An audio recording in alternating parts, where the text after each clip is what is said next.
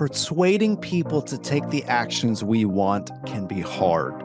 Our teams and clients are bombarded with thousands of messages every single day. But there is a way for you to get above the noise. Stories. This is the Stories with Traction podcast, and I'm your host, Matt Zaun. Join my guests and me as we unpack the power of storytelling. We'll talk about topics like leadership, sales, and marketing, all through the lens of strategic storytelling. Enjoy this episode. Today, we're going to talk about sales, but from a little bit different of a perspective. Today, I'm joined by Joy Rains, who is the author of Ignite Your Sales Power and Meditation Illuminated. Welcome to the show, Joy. Thanks, Matt. It's great to be here.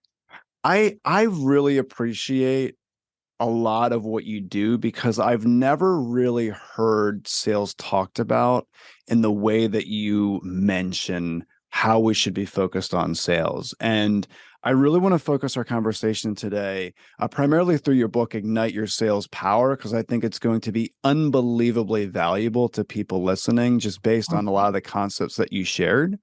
But before we dive into the different concepts, I do want to unpack your story. I just want to talk through your story, kind of what made you and positioned you to where you are. So in your book, you talked about your father and your grandfather and how they were into sales, and it was in your DNA. So clearly through your upbringing, you were raised in an environment with individuals that were providing value to people. So can you talk about your story with us? Yeah, sure. Well, as you said, my father was in sales. His father was in sales. And I do feel it's part of my DNA. And my mom actually says she thinks I started in sales at about age 3 or 4. That's Because awesome. whenever she said no, I would keep asking and asking and asking until finally she said, "Oh, all right." So you were relentless. Yeah, That's yeah. awesome. So I learned no doesn't always mean no. It Well, means, there you go. yeah, not right now. Anyway, when I was in my early 20s, I was quite stressed, had a lot of anxious thoughts, and did a deep dive into meditation and mindfulness. And I found not only did it help me relax, it helped me gain the clarity I needed to make connections with customers and grow my business. I love that. I love that. Now, so based on what you just said, I have to mention this part of your book because this stood out to me. I thought this was awesome. So you said that early on in your career, you noticed that some sales reps rose to the top like heavy cream and others sank to the bottom like heavy weights. I love that. Mhm. So what you Mhm. just mentioned, was that part of the separator of the winners and people that were overly stressed out? It was a big part of it. And the bigger part is it's all about mindset. And when people train their minds, they can train their minds to succeed. Whether it's training their mind to see the customer's humanity rather than seeing dollar signs in their eyes, or training their mind to focus on achieving success, just the way a sports player might picture hitting that home run. I love that. See the customer's humanity instead of dollar signs. That's awesome. Yeah. Now, what do you mean by that? Do you mean not everyone talks about, focusing on the customer's pain points but again, a lot of times I see it like check the box. Yeah, they're looking for the pain points, but ultimately it could come across as a very aggressive focus monetarily. So to focus on the customer's humanity, what does that mean to you? Yeah, well, it means really being concerned about their needs. In other words, when somebody's in front of the customer, getting out of their own mind talk, like, I hope I make this sale, and is there going to be an objection I can't overcome? And really focusing on the customer and what they need, being curious, investigating. And, Matt, you said something really important, which is a lot of people just approach finding out about the pain points to check the box. And you've probably been with salespeople who do that with you. I know I have, right? They'll ask all the right questions, but then they'll flip to giving their presentation like they didn't even take in what I just told them.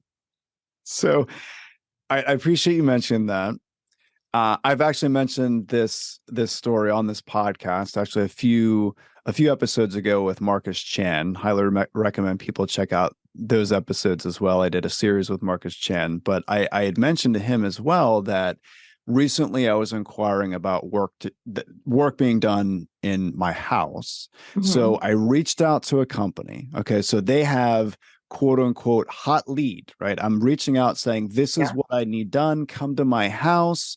Let's talk through it. So the sales rep comes, and I was sold on A, B, and C. Okay. So I'm already sold. Mhm. Mhm. And this individual tried to sell me on D and E. Okay, so I've Mhm. already been sold an A, B, and C. This is what I care about. This is what my wife and I need. This is what's going to benefit my family. And the Mhm. entire pitch, back to your point about, Mhm. asking questions and then switching into presentation mode, he felt the need to share stuff about the company that one, I didn't care about. It was completely irrelevant to anything that we were talking about. And it Mhm. didn't really fit in the conversation at all. It was, again, it checked the box. I Mhm. was so I just felt so weird about it that I Mhm. didn't even go with the company. I had to find someone else because I thought if they can't even listen to this conversation of what I'm saying, Mhm. is the work going to get done the way it needs to be done? Yeah, yeah. It just didn't do anything to build your trust in the company. You Yeah, lost. sure. It completely lost trust. Yeah, Yeah, yeah. And you said something important about listening. And really, that's what it's all about. It's about listening to the customer and then actually taking what they say and tying it into what you're going to present to them. sure. Sure. No, and I appreciate you mentioning that because often we're thinking so much about ourselves in the moment that we're not truly focused on them. And that really does come across. Yeah. And I think it really speaks to what you said about seeing the customer's humanity. Part Hmm. of that is truly connecting with them, Hmm. right? If they're really the main focus, then we need to figure out how to respond in a way that truly connects as if they're being heard, not just spoken at regarding like check the box.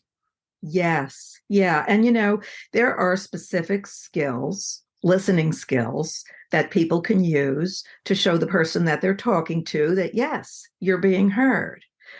I actually was a crisis intervention counselor on a telephone hotline in college. Wow. Yeah. And it was open to the greater DC community. And they taught us how to listen on the hotline because people were calling in distress. And you know what? I've never had a sales course in all my decades in sales that taught me listening the way this hotline did. Wow. Yeah. Huh. So you probably had some pretty intense calls then. Yeah, I did have some intense calls. Actually, one day I had a little girl call. She was about 12 years old and she ran away from home and she was crying hysterically. And I asked her if she'd be willing to do a deep muscle relaxation exercise with me on the phone. And she agreed, luckily, to the point where she calmed down and we could make next steps for her. We set up a conference call. And the reason I bring this up is because we used a mindfulness technique which got her out of her head into the present moment. Wow. Yeah. Wow. Now, Yeah. how do you personally stay grounded with all those calls coming in? I mean, it to a lot of people, I'm sure it's a toll on their mind. How did you stay grounded personally with all the stress that all those calls? I can only imagine, day after day, hearing these heart wrenching stories. How did you stay in the present moment and really handle stress?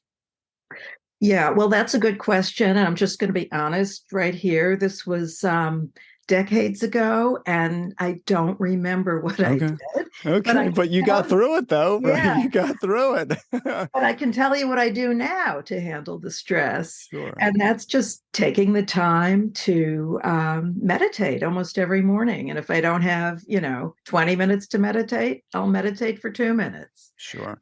Well, I really appreciate the honesty. I'm guessing based on everything that you teach now, you probably wish that you had that skill set back then, right? Yeah. To overcome all the stress that was coming your way. But I definitely Yes. appreciate the honesty for sure. So thanks for sharing that. I appreciate that. I want to talk about something that you had mentioned. I love this story. You had mentioned that it was a cold morning. You wake up. This is prior to electric cars, and you were really frustrated. Your car wouldn't start. Your husband turned to you and said, very matter of fact, you need three elements for ignition: fuel, air, and spark. Mm-hmm. And then Mm-hmm. you dive into fuel, air, and spark. So I want to talk about that. I want to, Mm-hmm. because I really appreciate you spelling it out just in a very simple way and a very memorable way. And you mentioned fuel, managing your thoughts. So managing your thoughts is the fuel that really powers this. Your thoughts are fuel for your mind and for your actions in the world. So Mm-hmm. can you speak to the fuel element? Yeah, absolutely. Well, Matt, your big thing is storytelling, right? Absolutely. And we as humans tell ourselves stories all the time. And those stories fuel us, sometimes in a productive way, sometimes in a way that creates obstacles. And everybody has internal mind talk in the back of their minds, in the background of their minds. Some people are aware of it, some people aren't. I call this mind talk stuff, which is an acronym for stories, thoughts, urges, frustrations, and feelings.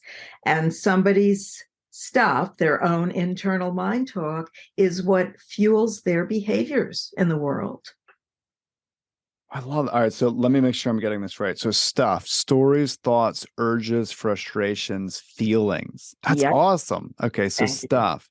So does that tie into visualization as well? Like the way we're saying different stories to ourselves, right? Because sometimes the most powerful stories we're sure are the ones we tell ourselves. So Mm-hmm. are we envisioning a reality that's painting the perception of negativity? Is that part of it? It is, and it can be. So, a lot of times people are wired to think negative thoughts. It's an ancient survival mechanism. It kept our ancestors safe in the wild when they were constantly vigilant. They didn't want to become the tiger's lunch. So, if somebody in sales is thinking negative thoughts that they're believing, like, Friday afternoon is a terrible time to call on clients. Well, guess what? They're not going to call on clients on Friday afternoon. Or if they tell themselves the story, they're not going to buy from me. They only buy from their long term supplier. Well, guess what? They may not pursue that account, and there might be an opportunity there. So Wow. when somebody can choose their stories, they can directly affect their results. I really appreciate mentioning that, and also you mentioned in your book that the average person generates anywhere from 50,000 to 70,000 thoughts per day, which, when you think of it from a negative perspective, could be horrifying. Because if half of those thoughts are negative and these Mhm. horrific thoughts we project on ourselves, that's not going to lead to good stuff, right? Based on Mhm. what you said, that Mhm. stuff, it's not going to Yep, lead to good stuff. So exactly. it's really, and I appreciate you mentioning just thinking about this won't go this way or this won't go this way. It's interesting. I was recently talking to a gentleman that said something to me I thought was really profound. He said, often when it comes to listening, Mhm. we're projecting our past experiences on that person. And his point Mhm. was, if we have a little bit of a negative experience with someone, we're constantly listening to what Mhm. they're saying through the lens of that one negative experience Mhm. and boxing out something that could be good. And Yes. that person, they might have grown and changed and they're in a completely different spot 3 months later, but we're Mhm. talking to them and we're listening to them, right? That negative Mhm. stuff based on our past. I thought that was fascinating, and there was a lot of wisdom in that. There is, and it's so true. And not only would somebody be listening to the person with the past experience with that person in mind? Let's say that person reminds them of the boy in high school who jilted them. Well, all of a sudden that story interferes. Or if the person reminds them of the aunt who's negative towards them, all of a sudden that story interferes. So people make stuff up in their minds all the time. And that's just the nature of the mind. It's neither good nor bad, it just is. Well, you're absolutely right. And that's like the triggers, right? Where different Yeah. triggers come from. And Yeah, we could be reliving trauma through those triggers, which is really exactly. important to recognize. Absolutely. Yeah. I've done pretty intensive study regarding trauma. I think there's a big misconception. And what I learned was often when we think trauma, we think these massive events, right? Very Mhm. traumatic events, and there's definitely a part of that. There are people that go through horrific experiences that would absolutely be wrapped into the trauma piece, but Mhm. often there's other elements of trauma that we don't actually. Some people say like there's the capital T trauma and Mhm. lowercase t, but Mhm. sometimes, and this speaks to what you're saying, especially when it comes to negative thoughts, Mhm. is we could be going through a traumatic experience. Maybe we were raised in a certain way that was traumatizing for us, and we Mhm. relive it based on these negative thoughts that we're constantly pumping into our head over and over again. So there's more trauma in our life than we might recognize. And Mhm. unfortunately, I've seen trauma play out with leaders at companies. Mhm. Mhm. I actually recently got done doing a podcast series with Ricardo Gonzalez, and we dove really deep into this based on company culture. It Mhm. was fascinating how some CEOs relive trauma in their own life and project it on their team through their Mhm. culture, the way they speak to people, the way they conduct themselves. It's actually quite horrifying when you really think about, someone being raised in a certain environment and now they base the company culture based on those behaviors. And it Mhm. all goes back to the different thoughts, right? That stuff, you mentioned the acronym, Mhm. that stuff Mhm. that they are telling themselves. Absolutely. And what you're describing is not uncommon at all. And what you're describing also speaks to the neuroplasticity of the brain. So this is the bad news and the good news. So the bad news is somebody keeps on reliving the trauma again and again and again. And it's like wearing that well-worn path in the grass, right? The grooves get deeper and deeper each time they replay it. But because the brain can create new neural pathways, if somebody becomes aware of those negative patterns, they can intentionally shift their thinking and create new patterns.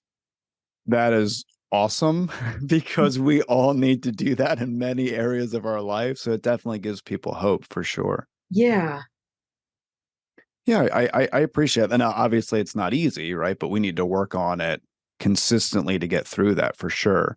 So I very much appreciate you mentioning that. That's something that a lot of leaders need to focus on. Again, it does go back to the personal stories we tell ourselves. That's really going Mm-hmm. to dictate the behaviors that we have. And even that, the gentleman that I mentioned earlier regarding the way he was focusing on different elements. There could be experiences in that person's past that kind of geared them to speak in that manner, right? So it's really important to unpack this. Yeah. And as you say, Matt, it's not easy because we as humans are creatures of habit. So it takes so much intentionality to shift those habitual patterns, the habitual ways of thinking, but it can be done. It can be done with intention and practice.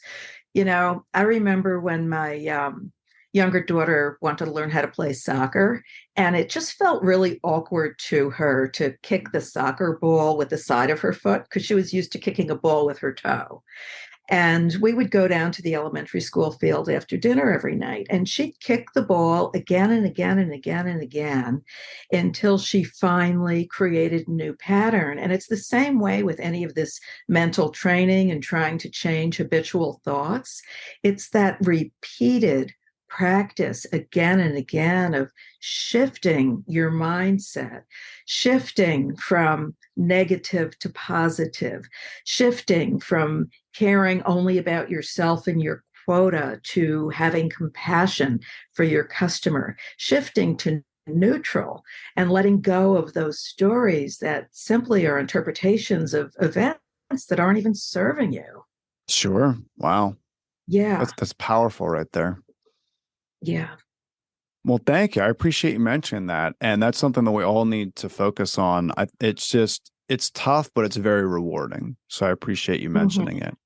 it. So Yeah. the second piece that you had talked about was the air piece. Mm-hmm. So we had Mm-hmm. talked about fuel and now air. So I want to talk about that. And you mentioned concentration regarding the air piece, which ties into thoughts as well, but it goes a little bit further about giving space to your customers. So what do you mean by giving space to your customers? Well, a lot of salespeople go into a client meeting completely focused on their agenda. It's all about them. I want to sell this new product. I want to make my quota.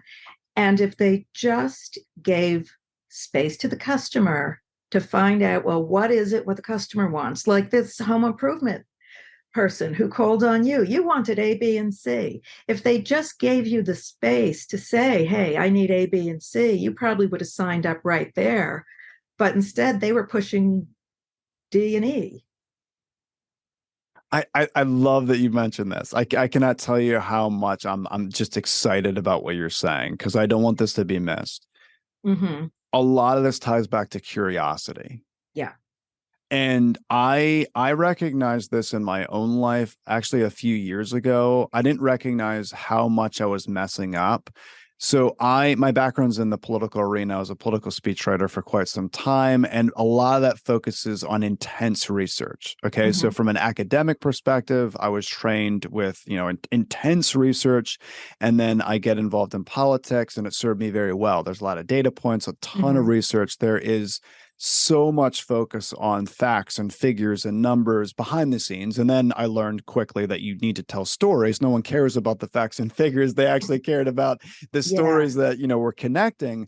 But where this was my detriment in business was I brought that into the business world where I Mm-hmm. intensively did research on people. And Mm-hmm. what ended up happening was I created this narrative in my own mind that when I Mm-hmm. met with this person, we were like, I was going to take them through this entire process based on my research. Mm-hmm. So I would see their background and, where they went to school and just very, very intense research, thinking to myself, if I'm unbelievably prepared for this Mm-hmm. conversation, Mm-hmm. I'm going to knock it out of the park. Again, really focused on I'm going to impress this Mm-hmm. prospect. Right? And what ended up happening was when the conversation didn't go the way I was expecting or the way I told myself it was going to Mm-hmm. go, it didn't it wasn't a great way to connect. So back to your point about giving space to the customer, when I shifted gears and I was more focused on the curiosity, Mm-hmm. that's when things changed. Now, I do want to mention to people, I highly recommend never going into a meeting completely blind, right? Like Mm-hmm. there is ways to do research to understand a lot about the person, but not using it as a way to dictate the agenda of the meeting, because I think that gets Mm-hmm. in the way of the curiosity. Absolutely. I used to play a game with my kids called fact or opinion for them to try to differentiate between what was a fact and what was somebody's opinion. So it sounds like if you do the research and gather the facts, but you leave your opinion outside the door, then you can meet your customer with more of a sense of curiosity, right? And also, interestingly enough, research shows that when people talk about themselves, they have this physiological effect, like neurons fire that feel really good. People love talking about themselves. Sure. So, yeah, if you can, go in and see a customer and give them space to talk about themselves, not only can you find out more about them and where you can do business, they're going to like you more because their Sure. neurons are going to be firing. Sure. So I have to talk more about this fact and opinion game because I have to play this with my kids now. So fact and opinion, right? So I'm guessing you're bringing up different situations that happened, and you're You're mentioning that, and then you're talking about things that, like, how does that work? Because I'm going to be doing this at my dinner table tonight with my kids. I just wanted them to see beyond absolutes that Sure. people say, you know, like, and I would just make statements. Is this a fact or opinion? You know, the sky is blue, fact. The sky is pretty, opinion. So I wanted them to be able to reach their own conclusions and, you know, have a sense of what was true inside of themselves and not necessarily take what somebody else was saying as the truth. I love that. Thank you for sharing that. Sure. I'm going to incorporate. I kid you not. I'm going to incorporate that into dinner discussions for sure. So I Uh-huh. appreciate it. I'll let you know how it goes. Absolutely. I have an 8-year-old, a 7-year-old, and a 4-year-old. So I'm sure Perfect. it's gonna make a lot of fun conversation. So in the business world, though, I think I want people to recognize fact and opinion when it comes to people and the perceptions we have. Mm-hmm. So, as an example, let's say we know someone went to X, Y, and Z school. Okay. Mm-hmm. So, fact, they went to this school Right. and they got their MBA at this time. So, in our mind, we're thinking, all right, the fact is this person knows X, Y, and Z based on their background. Mm-hmm. Mm-hmm. However, that person might have gone to school quite some time ago and their opinions might have changed. And I Mm-hmm. think we box people into these Mm-hmm. different the stories that we're actually telling themselves that might not be their story. You know, they Yeah. live in a certain part of the country, so we assume something, Right. and it's not really based on what their opinion about the situation might be. So I think that's really important too, because I do think from a storytelling perspective, it's good to know. And I talk about this all the time about ICP, ideal client persona, and kind of knowing different Mm-hmm. elements of that makeup, the books they read, the movies they watch, the sports teams that they're fans of. All of this is really helpful when we're speaking to people. Mm-hmm. However, we could be projecting certain opinions we think people have that aren't really their opinions, and that goes back to listening, back to your one of your points you made about listening to them, and their opinions could have changed too. Absolutely. So here's what I'm a big fan of is putting one's mind in neutral before interacting with clients and completely focusing on the client. Like, have you ever just been so engaged in a movie or a book, you're so focused on it, nothing else exists in your consciousness at that moment? And imagine bringing that sort of awareness to your client, just letting go of your stuff. Now, I'm also a fan of working your stuff when you're not with your clients and training your mind to see those positive aspects. But then when you're with your client, and this is what I mean by air, just giving space to them. They're all that matters in that moment. I love that. I absolutely love that.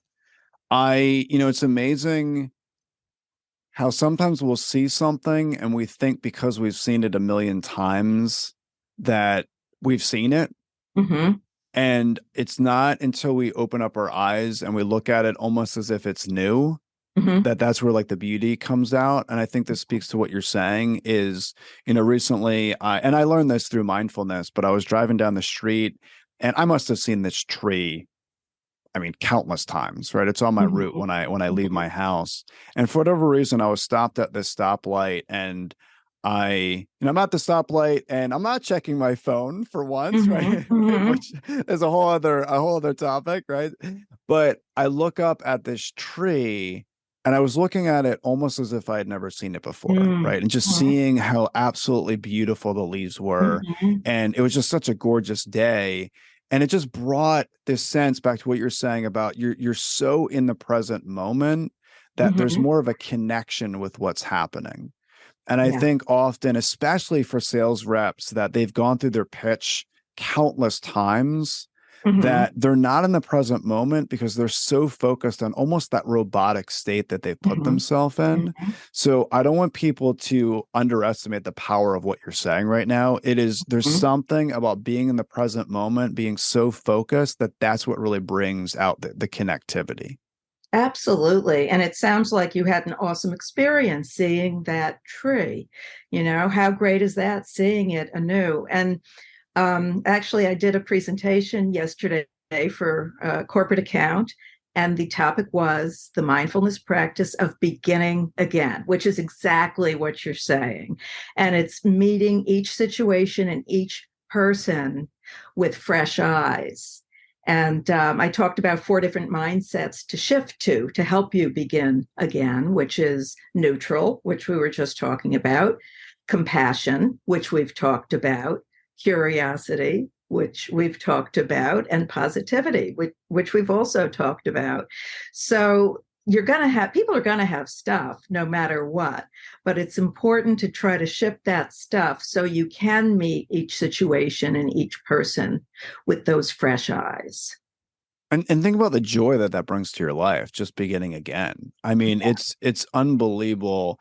Just, something as simple as watching a sunset, seeing a tree, something that we've seen over and over again. But if we're pausing and we're truly focused, there's so much beauty and joy that can come out of life just based on stuff that we take for granted, to be honest, right? We just take so much for granted. And there's so many reasons why there are many issues in our culture when it comes to not being in the present moment. But there's something we said about what joy are we missing out on in life that is there, that we're just not in the present moment. We're not cognizant enough to realize. Absolutely. And imagine bringing that joy to your client interactions. For sure. Really? For sure. Yeah, absolutely. They're gonna be so connected with us. Yeah. That's awesome. So I appreciate that. I appreciate mentioning that. So let's dive into the third part, though, because you do mention the determination piece, which is the spark. So based on everything you talked about, beginning again, mind in neutral, we still do need that determination. So how do you separate the curiosity and being present and being focused, but also not losing that spark? Yeah, well, that's a good question. I almost see this as a wheel with the focus in the center of the wheel, and then going out from there, the client centered behavior, the curiosity, the humanity. But at the very outer edge, the wheel has to drive, and there has to be drive. And just like I talked about my daughter kicking that soccer ball again and again and again, something in her wanted to learn how to play soccer, right? Sure. And I like to sometimes look at animals for inspiration or metaphors. And I think of a woodpecker just pecking again and again and again. I mean, at some level, especially in sales, because sales can get challenging at times after hearing no. There has to be that wanting to succeed more than anything. I mean, just imagine getting yourself in that mindset. I'm going to succeed at this. I'm going to have the drive to continue at this no matter what happens. And following through. There has to be drive. My dad told me early on, sales isn't easy. However, if it was easy, companies would just need order takers. They wouldn't need salespeople. Well, there you go. There Yeah. you go. And you had mentioned when you were 3, you were relentless, right? You had drive about it didn't matter if you got Wanted those that million cookie. no's. That's awesome. No, I appreciate you mentioning that. And thank you so much for the work that you put in the world. I really do appreciate this Ignite Your Sales Power book that you wrote. There's chock with a lot of really good stuff that I don't think sales teams are talking enough about. I think they're really focused on the drive part, but when it's separate from that mindfulness piece, good things don't happen, right? I mean, if we're not truly connected with our clients, it's just not a good situation. You can have the most driven sales team in the world. If they're not focused on that stuff that you had mentioned, it's going to be incredibly frustrating. It's like changing the oil in the car without changing the filter. And Sure. when your filter is clear, that's when you can really grow your business. I love that. Thank you. I really appreciate you mentioning that. And thank you so much for your time today. I know you're Yeah. extremely busy, but I really appreciate you spending it just going over a lot of these points that I think are extremely important. In fact, there were three main takeaways that I took from our conversation Mhm. today that I want people to not lose sight of. I really appreciate that you mentioned see the customer's humanity Mhm. instead of dollar signs. Mhm. And I want people to focus on that and really almost check themselves Mhm. because sometimes we may think we're doing that, but Mhm. I think we really need to pause and really try to understand are we focused on their needs, that humanity piece, or is there that hidden agenda where it's just check the boxes. We don't really care what they're saying. So I think that's important Mhm. to recognize. I also really appreciate, and it's very memorable, you mentioning that stuff piece. So stuff, stories, thoughts, urges, frustrations, and feelings. And then Mhm. the third piece was the space to the customer, right? Mhm. Giving space to the customer to Yeah. allow that curiosity to take hold where it's that mind in neutral, right? Yes. We're allowing the Yeah. curiosity to take hold that we can truly connect with them and Mhm. not just go through what we think needs to be done. So Yeah. I got a ton out of our conversation. I know a lot of people listening did as well. So Joy, thank you again. If people want to learn more about what you do, your trainings, what's the best way that they can contact you? My website is joyrains.com. And I also just started a brand new Instagram account, joyrains_mindful sales. I love it. Okay, so to make it extremely convenient, I will put that in the show notes. People could just click and go right to your site as well as your Instagram account. Thank you so much again, Joy. I very much appreciate this conversation. And thank you so much, Matt, for having me. I appreciate you. Thank you for listening to the Stories with Traction podcast. Please leave a review since positive reviews will make it easier for others to find this conversation. Next episode will launch on Friday at 8 a.m. Eastern. Until then, remember, if you want to persuade with power and inspire those around you to action, you must share more stories.